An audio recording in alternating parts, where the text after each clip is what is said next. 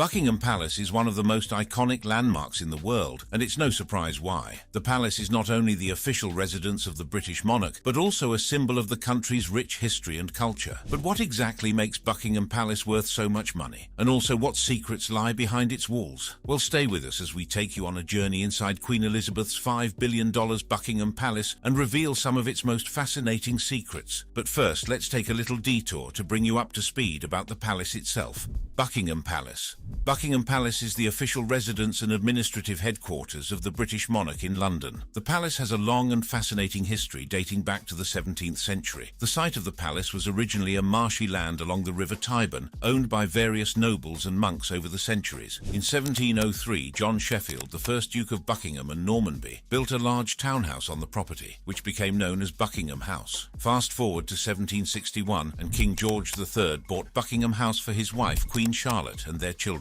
He then commissioned a renovation of the house, which became known as the Queen's House. The house was mainly used as a private residence and a place for entertaining guests. In 1820, King George IV inherited the house and decided to transform it into a grand palace. And in 1837, Queen Victoria was the first sovereign to use Buckingham Palace as her official residence. She, however, found the palace too small for her growing family and ordered another wing to be built along the garden front. She also moved the Marble Arch to Hyde Park and replaced it with a new gatehouse. Queen Victoria also installed many modern amenities in the palace, such as gas lighting, flushing toilets, and electric bells. Ever since, Buckingham Palace has been the scene of many historic events and ceremonies. Today it has 775 rooms, including 19 staterooms, 52 royal and guest bedrooms, 188 staff bedrooms, 78 bathrooms, and 92 offices. It also has a ballroom, a chapel, a cinema, a swimming pool, and wait for it, a post office. The Buckingham Garden is also the largest private garden in London. However, one more interesting fact about this awesome palace is that it is worth a staggering $5 billion.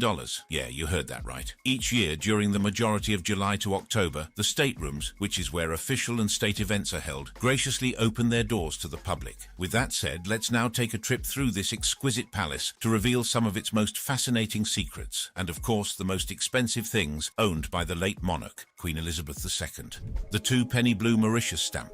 Buckingham Palace has a collection of stamps from around the world, including one of the most valuable and rarest postage stamps in the world, the 2-penny blue Mauritius stamp, also known as the tuppenny blue. This stamp was issued by the British colony of Mauritius in September 1847, along with an orange-red 1-penny stamp. Both stamps had the words Post Office on them, which was later changed to Post Paid on subsequent issues. The 2-penny blue stamp is part of the Royal Philatelic Collection, which belonged to Queen Elizabeth II and is housed in a special room at the palace. The Queen was also the 5th monarch to inherit the Royal Philatelic Collection. The 2-penny blue stamp features the profile head of Queen Victoria, engraved by a local artist named Joseph Osmond Barnard. He based his design on the British stamps of the time, but gave them a distinct primitive character. Only 500 of each value were printed from a single plate, and many of them were used to send invitations for a ball hosted by the wife of the governor of Mauritius. This stamp is so rare that only a few dozen are known to exist today, and they are highly sought after by collectors. One of the places where you can see an original 2-penny blue stamp is at Buckingham Palace, the London residence and administrative headquarters of the monarch of the United Kingdom. The Mauritius Post Office postage stamps have earned their place as some of the world's most prized treasures, thanks to their inclusion in the esteemed collections of renowned stamp enthusiasts such as Sir Ernest de Silva, Alfred F. Lichtenstein, and many others. So over the years, their value skyrocketed, rendering them treasures of unparalleled worth in the philatelic world. In fact, back in 1904, King George V made history by acquiring an unused blue 2-pence post office stamp at an auction, setting a remarkable world record with a winning bid of £1,450. Adjusting for inflation, that impressive sum would equate to approximately £170,000 in the year 2021. Also, in 2011, the most recent auction of one of these stamps saw it sell for approximately £1.05 million,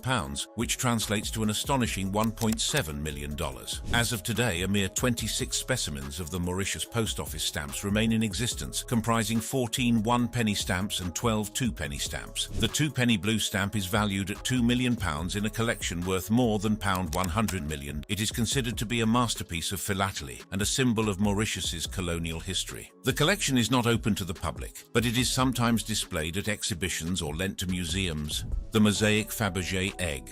Queen Elizabeth's Fabergé collection has more than 600 pieces, with one of the most iconic of all being the mosaic Fabergé egg. The mosaic Fabergé egg is a masterpiece of jewelry and art that was created by the famous Russian jeweler Peter Carl Fabergé in 1914. It is one of the most intricate and expensive Fabergé eggs ever made. The mosaic Fabergé egg was commissioned by Tsar Nicholas II of Russia as a gift for his wife, Tsarina Alexandra Feodorovna, for Easter celebrations in 1914. It was the last egg that the couple received before the outbreak of World War I and the Russian Revolution, which would end their reign and their lives. The egg is a symbol of their love and their family, as it contains a surprise inside. The egg is made of platinum and gold, and it is divided into 5 oval panels with diamond and gold belts. The panels are decorated with a mosaic design of flowers made of diamonds, sapphires, rubies, emeralds, topazes, and garnets. The mosaic pieces are so small and precise that they resemble needlework or tapestry. At the top of the egg there is a moonstone that reveals the year 1914 and the initials of the Empress in Russian characters. The surprise inside the egg is a removable miniature gold frame with relief profiles of the Tsar's children: Olga, Tatiana, Maria, Anastasia, and Alexei. The frame is enameled with a sepia basket of flowers and the names and the year of each child. The frame rests on a gold stand in the shape of the royal crown and can be removed from the egg by gold clips. The portraits are made of grisaille enamel, a technique that uses different shades of grey to create a realistic effect. The mosaic Fabergé egg is one of the few Fabergé eggs that survived the turmoil of the Russian Revolution and remained intact. It was confiscated by the Bolsheviks in 1917 and sold by the Antiquariat, the Soviet agency in charge of selling confiscated treasures. The egg was then later sold to King George V and Queen Mary of England for £250 in 1933. Following this purchase, the egg became part of the royal collection and was inherited by Queen Elizabeth II in 1952 when she became the Queen. The mosaic egg continues to be a cherished part of the royal collection. The egg also graced a public exhibition from July to October 2011 as a highlight of the Royal Fabergé Showcase during Buckingham Palace's summer opening alongside other Fabergé eggs. Art collection. The art collection of Queen Elizabeth II is one of the most impressive and valuable in the world. In fact, the Queen's Gallery at Buckingham Palace houses an abundance of priceless art, constituting the most extensive privately owned collection in existence. Comprising a staggering 1 million objects, this extraordinary collection encompasses a unique diversity of treasures. Among them are 7,000 paintings and more than 150,000 works on paper, including 30,000 watercolors and drawings. Additionally, there are around 450,000 photographs, along with a rich tapestry of 700,000 art pieces, ranging from furniture, ceramics and textiles to carriages, weaponry, jewelry, and more. This vast assortment also includes clocks, musical instruments, tableware, plants, manuscripts, books, and sculptures. The history of the Queen's art collection can be traced back to the 16th century, when King Henry VIII began to acquire artworks from Europe and beyond. However, the most significant period of expansion was during the reign of King Charles I, who was an avid collector and patron of Italian and Flemish art. He amassed a spectacular collection of works by artists such as Van Dyck, Rubens, Holbein, Titian, and Mantegna, amongst others. Unfortunately, after his execution in 1649, his collection was sold off by the parliamentarians who opposed his rule. Many of these works ended up in foreign museums such as the Musée du Louvre in Paris and Museo Nacional del Prado in Madrid. Thankfully, some of the collection was later recovered by Charles II, who restored the monarchy in 1660. He also added new works by other artists, including the artworks given to him by the Dutch Republic. Since then, successive monarchs have continued to enrich the collection with their tastes and preferences. Queen Elizabeth also contributed to the collection with some modern and contemporary works by artists such as Andy Warhol, Anish Kapoor, Lucian Freud, and David Hockney. The collection also boasts over 50 masterful paintings by Canaletto, a mesmerizing work by Vermeer, a selection of exquisite Rembrandts, and more than 30 drawings by the genius behind the Mona Lisa, Leonardo da Vinci. She has also supported the conservation and display of the collection through various initiatives, such as the Royal Collection Trust, which manages the collection on behalf of the monarchy and the nation. The worth of the Queen's art collection is difficult to estimate accurately because it is not for sale and it has no market value. However, some experts have suggested that it could be worth around £10 billion or more based on its size, quality, rarity, and historical significance. Approximately 3,000 objects are presently on loan to museums worldwide, while numerous others find temporary homes in exhibitions on a rotational basis. Jewelry collection. Queen Elizabeth amassed a vast and valuable collection of jewelry, crowns, tiaras, and other precious items that reflected her taste, heritage, and style during her reign. Some of these these pieces of jewelry were passed down through generations, like her engagement ring and tiara. Others were bestowed upon her by fellow royals and esteemed dignitaries. Some she commissioned herself or had crafted by renowned jewelers. Among them you'll find rare and one-of-a-kind gems, as well as elegant simplicity and dazzling sparkle. One of the most iconic pieces of the Queen's jewellery collection is the Imperial State Crown. The Imperial State Crown is a symbol of the British monarch's power and has been worn by different kings and queens since the 15th century. The current version was made in 1937 and is used by a new monarch for the first time in the royal procession after their coronation, which is done with the St. Edward's crown. Subsequently, this illustrious crown is then worn on state occasions such as the state openings of Parliament. It features 2,868 brilliant cut diamonds, 17 sapphires, 11 emeralds, 5 rubies, and 273 pearls. The crown weighs 2.3 pounds and the top cross is adorned with St. Edward's sapphire, a jewel said to have been obtained from the ring of Edward the Confessor during his reinterment at Westminster Abbey in the year 1163. The true worth of the Imperial State Crown has remained a topic of contention over the years. With no official appraisal on record, any attempts to gauge its value are essentially guesswork. Nevertheless, experts have placed their estimations of the crown to be between a whopping £3 billion and £5 billion. Now, since the Imperial State Crown is only for state occasions during formal events including banquets, Queen Elizabeth II adorned herself with pieces from her extensive jewellery collection, which comprised over 300 exquisite items. Among these treasures were 98 brooches, 46 necklaces, 37 bracelets, 34 pairs of earrings, 20 regal tiaras, 15 rings, 14 timepieces, and 5 captivating pendants. These exquisite jewels are not the same as the crown jewels which were made for Charles II and his successors. Some of the jewels were made for queens who ruled or married kings, but some kings also added to the collection. In more recent times, Queen Elizabeth II proudly donned these exceptional jewels during her tenure as the reigning monarch of Australia, Canada, and New Zealand. These regal adornments found their way into official portraits specially commissioned for these realms, which added a touch of grandeur and elegance to her role as the sovereign. Queen Victoria's wedding dress.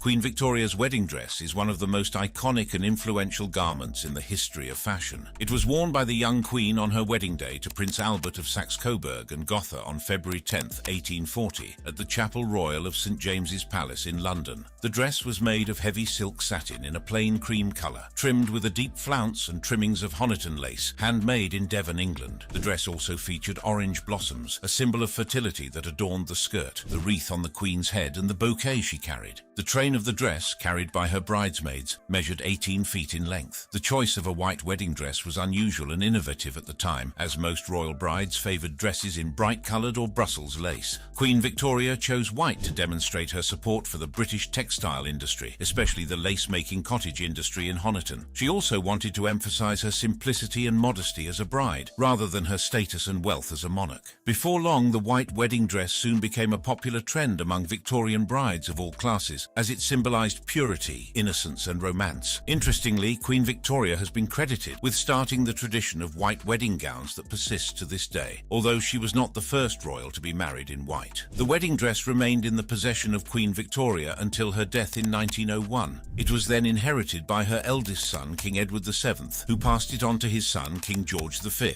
The dress was then passed down several generations until it was inherited by Queen Elizabeth II. Queen Victoria's wedding gown is no doubt a part of the royal family's heritage and history, and it has been passed down from monarch to monarch for over 180 years. Eardley Norton's astronomical clock. Eardley Norton was a renowned clockmaker in London in the 18th century. He was known for his innovative and complex clocks, especially his astronomical clocks that displayed various celestial phenomena. One of his finest works is an astronomical clock that he made for King George III in 1765, who was an avid collector and patron of horology. The clock is now part of the Royal Collection Trust and is displayed in the library of Buckingham Palace. The clock has 4 unique sides, each showing different aspects of time and astronomy. The front dial shows the time of day on a 24-hour dial with hands for mean and solar time. At the heart of this remarkable timepiece, a painted landscape adorned with figures captures the sun's journey across the sky, while a small dial simultaneously keeps track of time at 30 locations across the globe relative to Greenwich mean.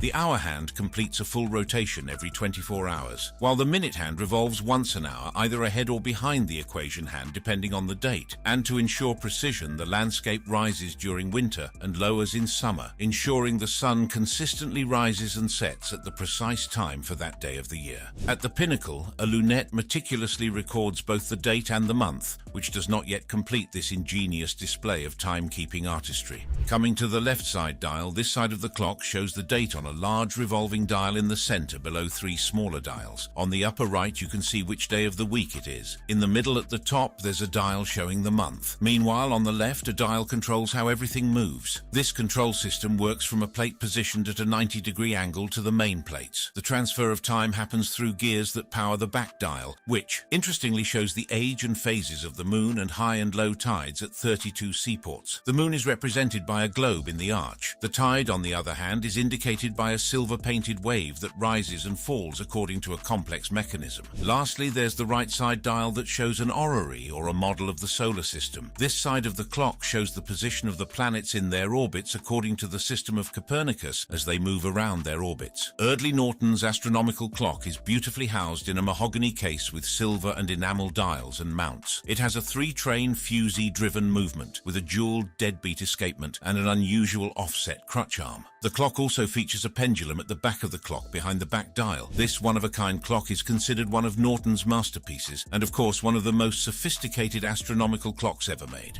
200 Lorna bags. Queen Elizabeth II was one of the most influential and iconic figures of the 20th and 21st centuries. Among the many elements that defined her royal look, one of the most recognizable was her handbag. The Queen was rarely seen without a Lorna London purse hooked on her arm, whether she was attending a state visit, a royal tour, or a birthday celebration. She treated her handbags like an appendage, permanently in view whatever the occasion. The Queen also often had it with her while strolling through Buckingham Palace's corridors or relaxing on the sofa to watch television. Lorna London is a British luxury leather goods company that was founded by Sam Lorna in 1940. Lorna specializes in making elegant and classic handbags with fine craftsmanship and quality materials. The company received a royal warrant in 1968, which meant that it was officially recognized as a supplier of goods to the royal family. In fact, Queen Elizabeth is reported to have received her very first Lorna bag from her mother, Queen Elizabeth the Queen Mother, in the 1950s. She was impressed by the design and durability of the bag and soon became a loyal customer of the brand. She commissioned Lorna bags via her personal advisor and senior dresser, Angela Kelly, who would select the styles and colors that suited the Queen's outfits and preferences. The Queen had two favorite models of Lorna bags, namely the Royale and the Traviata. The Traviata costs more than $2,550, while the Royale comes in at the price of $2,242. She particularly favored these models thanks to their long handles. These bags were of patent leather, with every bag taking about 8 hours to make. They also came in various bright colors, but Her Majesty always preferred the black patent styles. The Queen liked to match her bags with her hats and coats, creating a coordinated and colorful look. She also liked to have some custom features on her bags, such as longer handles to avoid creasing her gloves, silk linings to match her outfits, or extra pockets to store her personal items. The Queen's handbags were not just accessories, they were also tools of communication. The Queen used her bags to send subtle signals to her staff and guests, indicating when she wanted to end a conversation or leave an event. For example, if she placed her bag on a table, it meant that she wanted to leave within 5 minutes, and if she dropped her bag on the floor, it meant that she wanted to be rescued from a boring or unpleasant conversation. Well, that's a secret code I would love to have handy for my next outing with my friends. The Queen's handbags were also repositories of secrets. The Queen never revealed what she kept inside her bags, but some sources have speculated that she carried some essential items, such as a compact mirror, lipstick, a handkerchief, some mints, a fountain pen, and her reading glasses. She also reportedly carried some more unusual items, such as a portable hook to hang her bag under tables. Although the actual worth of the Queen's collection of Lorna bags is unknown, it is estimated to be worth around £400,000, based on the average price of £2,000 per bag. Just like the late monarch herself, her bags were witnesses to some of the most important events and moments of her reign, such as meeting world leaders, visiting foreign countries, and celebrating milestones. The Queen's collection of Lorna bags is no doubt one of the most remarkable. Her bags were more than just handbags, they were companions for life.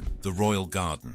When it comes to the topic of gardens, the Buckingham Palace garden is an extraordinary example of a walled oasis in the middle of London. It covers about 16 hectares and boasts a rich diversity of plants, animals, and historical features. The garden dates back to the 17th century, when James I established a plantation of mulberries for the rearing of silkworms on the site. However, the scheme failed because the wrong type of mulberry bush was chosen. Today, the garden boasts a diverse diverse array of 45 mulberry tree varieties, and since the year 2000 it has proudly housed the National Collection of Mulberries. The garden became part of the royal property in 1761, when George III bought Buckingham House as a private residence for his consort, Queen Charlotte. During their reign, the garden was home to a collection of exotic animals, including an elephant and one of the earliest zebras seen in England. The garden later underwent a major transformation in the 19th century, when George IV converted Buckingham House into Buckingham Palace. The new design included a lake and an artificial high bank called the Mound, among other additions. Recent renovations of the garden in the 20th and 21st centuries also came with new features such as a tennis court. Also within the garden's confines flourish 325 wild plant species,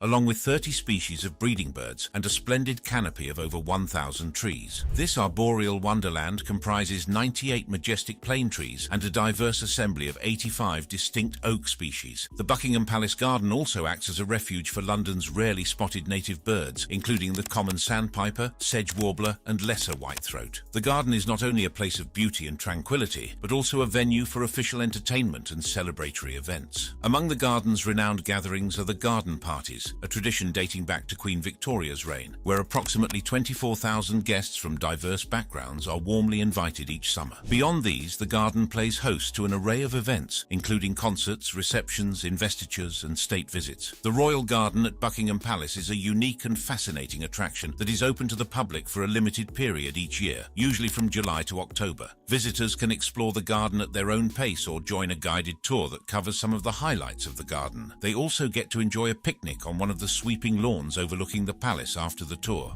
Chandeliers. Chandeliers are one of the most striking features of Buckingham Palace. The palace has an estimated 800 chandeliers throughout its 775 rooms, which include 19 staterooms, 52 royal and guest bedrooms, 188 staff bedrooms, 92 offices, and 78 bathrooms. The chandeliers are made of various materials such as crystal and glass, and they reflect different styles and periods of history. The chandeliers in Buckingham Palace have a long and fascinating history, dating back to the reign of King George IV in the early 19th century. George IV was a lavish spender and a patron of the arts, who transformed Buckingham House into a grand palace with extensive renovations and additions. He commissioned several chandeliers from the leading manufacturers of the time, such as Parker and Perry. Maintaining these impressive lightings required huge manpower. This was why King George IV used more than 30 workers to keep the candles in chandeliers lit around the palace. These chandeliers were designed to impress and dazzle the guests at royal balls and banquets, and they still do so today. One notable set of chandeliers in Buckingham Palace are those in the throne room, which was also created by George IV as a setting for his coronation banquet in 1821. The throne room has 7 chandeliers that give off light equivalent to 3,000 candles. Other rooms in Buckingham Palace are also decorated with exquisite chandeliers. These light fixtures are also subject to regular maintenance and cleaning, which is a challenging and time-consuming task. The palace has a team of experts who take care of the chandeliers, using special techniques and equipment to ensure their safety and preservation. But thankfully, cleaning them is getting easier by the day. For example, the glass pieces are now modernized so that they can be effortlessly controlled using a remote. This allows them to be conveniently lowered and raised for cleaning purposes. The chandeliers in Buckingham Palace are not only beautiful objects, but also valuable assets. According to some estimates, the total worth of the chandelier collection in the palace is around millions of dollars. This figure is based on the rarity, quality, and historical significance of the chandeliers, as well as their size, weight, and number of pieces. Queen Victoria's gold piano.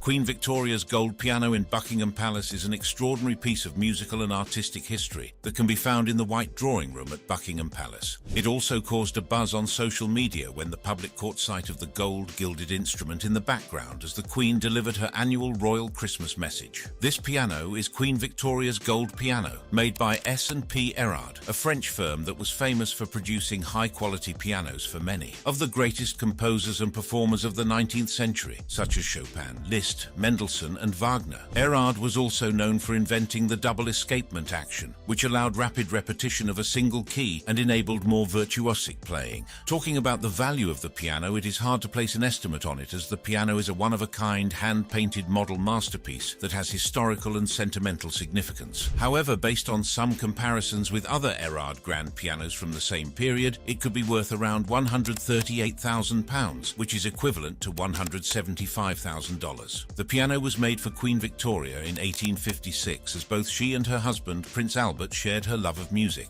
They often played duets together on the piano and hosted musical guests such as Felix Mendelssohn, who was one of the Queen's favourite composers. Though the piano is not a standard model, it is a unique creation that tells tales of royal taste and style. It is made of mahogany, satinwood and pine, with brass and gilt bronze mounts. The case is gilded with gold leaf and painted by François Théodore Rochard, a miniature painter who worked for the royal family. The paintings depict cherubs and monkeys playing musical instruments and causing mischief, a style known as singerie. With the unique features and decorations on Queen Victoria's piano, it is safe to say that its price estimate does not take into account the artistic value of the paintings and the gilding, nor the royal provenance and association. Therefore, the actual value of the piano could be much higher. Royal Corgis.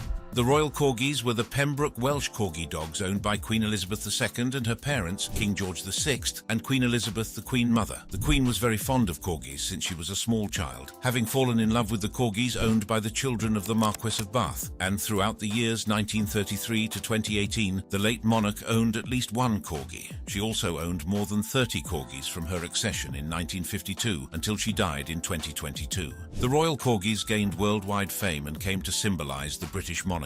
Even in their passing, these beloved dogs left an enduring legacy, with their images immortalized in various forms of art, including statues, professional photographs and paintings. The first Royal Corgi was Dookie, who was brought home by King George VI in 1933. In fact, a photograph from George VI's photo album shows the late Queen when she was just 10 years old with Dookie and another early favorite Corgi named Jane at Balmoral. Following the death of Dookie at the start of World War II and Jane's death after she was accidentally run over and killed in 1944, Susan became the first Pembroke Welsh Corgi to belong solely to Elizabeth and also became the foundation of a royal breeding program. She received this new Corgi as a gift on her 18th birthday in 1944, the same year Jane died. The dog was officially registered as Hickathrift Pippa, but everyone knew her as Sue, a name that eventually morphed into Susan. The bond between Susan and Elizabeth grew so strong that Susan joined the princess on her honeymoon with Prince Philip, concealed under blankets in the royal carriage. As an additional expression of her love for her pets, Queen Elizabeth also went as far as personally overseeing a program of Pembroke Welsh Corgi breeding at Windsor Castle. Her Majesty's meticulously bred, purebred puppies proudly bore the Windsor Kennel name as part of their moniker. And interestingly, Susan became the ancestral matriarch to all of Queen Elizabeth's Corgis. The Queen's Corgis were not only her pets, but also her companions and confidants. They accompanied her on official trips, stayed with her at various residences, and greeted guests and dignitaries. The Corgis also relished their privileged life within Buckingham Palace, where they had a specially designed room dedicated to their comfort, famously referred to as the Corgi Room. In addition to this, the dogs had a disciplined regimen for their meals, health and grooming. They were served in their own dishes, approved by veterinary experts, and even had their own wicker baskets. The Royal Corgis were nothing short of celebrities, as they featured in various media and cultural events. They appeared on magazine covers, stamps, coins and television shows. 3 of the beloved Royal Corgis were also part of the opening ceremony of the 2012 London Olympics, where they escorted the Queen and James Bond to a helicopter that supposedly took them to the stadium. Besides her human family, Elizabeth is survived by 2 Corgis, a Cocker Spaniel and a Dorgie. Which of these historical items in Queen Elizabeth's $5 billion Buckingham Palace do you find the most interesting? Tell us your thoughts in the comments. Also, for more captivating videos like this, click on one of the cards currently displayed on your screen.